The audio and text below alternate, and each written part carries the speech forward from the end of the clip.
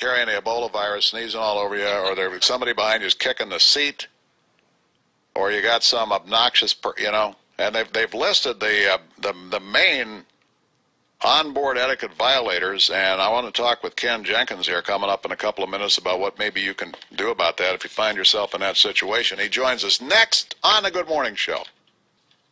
Welcome Aviation Crisis Consultant Ken Jenkins to the program. Ken, good morning. Hey, good morning, everyone.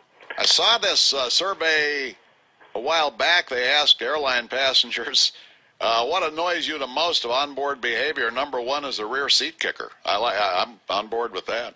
Yeah, I'm on board with all six of them, honestly. But I was surprised what number. I thought number one would be the person that reclines their seat. That's actually number one for me.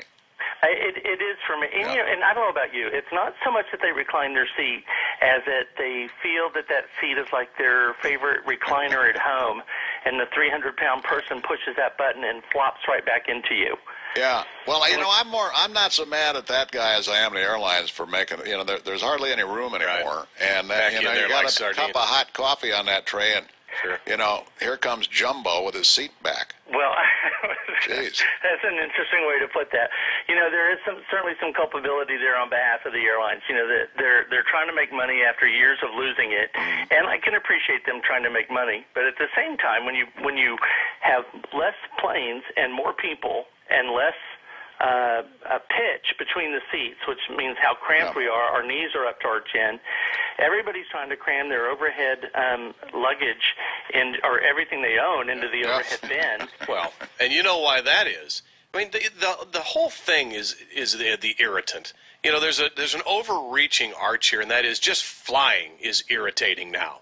And people, the Clampetts, bring everything from live chickens to their carry-on luggage because they don't want to check it through security because it takes too long, and it got there too late, and they're mad, and they're afraid that it's going to get shipped off to Chattanooga on their trip to Disney World. And then these planes are giant cigarette tubes.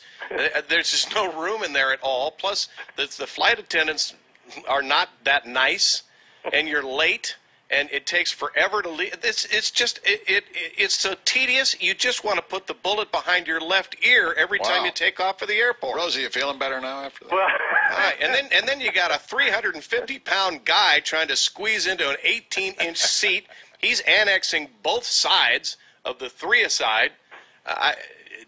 Just give me on a hitchhike. That's more enjoyable to get from here to there than flying today. Was that you sitting next to me on my last flight? Are we seeing more air rage, Ken? I don't know if we're seeing more of it or we're just hearing more about it because of social media, but I think it's a combination of the two. When I worked for a very large airline here in Dallas-Fort Worth for almost 30 years. That'd be American, wouldn't it?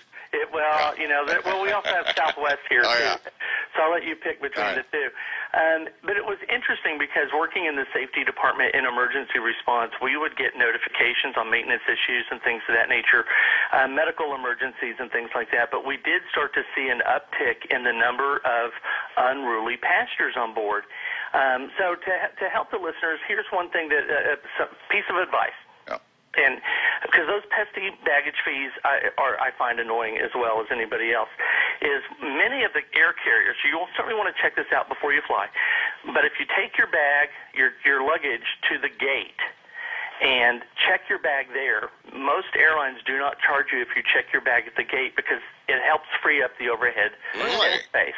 Really? And so one of the nice things about that is, one, I wouldn't go up to the gate to check your bag until you see your aircraft for your flight right in front of you. So then you see the plane, you know it's right there. The gate agent will check the bag, hand you a claim check. The bag goes on a chute right on the jet bridge, goes straight down to the airplane. The cargo person will come and pick the bag up, put it on the plane. Usually, not always, but usually the last bag on the plane is the first bag off the plane. And so then you can sit back and relax and watch the show around you on the flight as people try to shove everything into the overhead. And I do that all the time now, and I like it a lot better. It's more fun to watch what's going on around than being part of what's going on. So you're talking about carry-on luggage now? No, I'm talking about my suitcase. I take my suitcase as long as it'll fit in the overhead, and I don't want it. I hate dealing with the overhead competition. So I go through security, and I walk up to the gate, and I check it. And then I take my briefcase with me. Wow. On the plane. Cool. Well, I got to remember that one. Yeah. Yeah, it's a nice tip. And then I also try not to bring any food that smells bad or, could be funky. Thank you. How about bringing Aunt Flora, who smells bad? Yeah, that's another one right there. Aromatic. Or cousin Ned, who hasn't bathed since, the Chinese New Year. Well, here's the other thing, though. When you start talking about just the overall experience, at what point did we lose the civility that we once had riding an airplane? Remember, I don't know, Sadler, when I was a kid, everybody was dressed in a suit and a tie with a dress on. No, they weren't. Yeah, they were. It was a much more civil experience than it is now. And I do remember those days as well.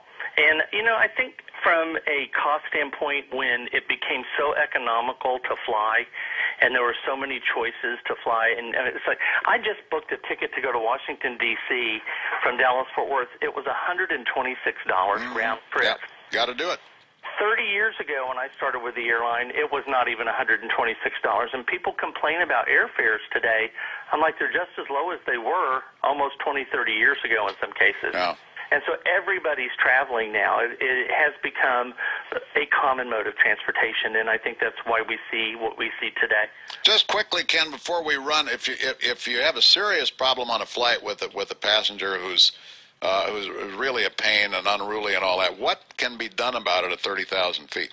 Well, the crew members, whether it's a flight attendant or one of the flight deck crew members, are there to primarily for your safety, and they're there to take care of you. I had a gentleman on a flight a month or so ago that just refused to get off his phone, and we were about to take off, and I just called the flight attendant over, and it was a male flight attendant, and he happened to just address the situation and make the gentleman turn off his phone.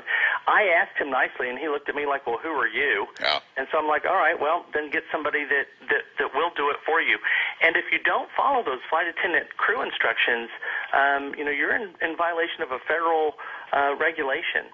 And in some cases, the behavior is egregious enough that the captain may decide to interrupt that aircraft, land somewhere that is not your destination, and take you off the plane. Then you've got a problem. But it had to have been cool sitting next to Alec Baldwin. Exactly. There he goes. Ken Jenkins. Thanks, man. You're welcome. Thank you.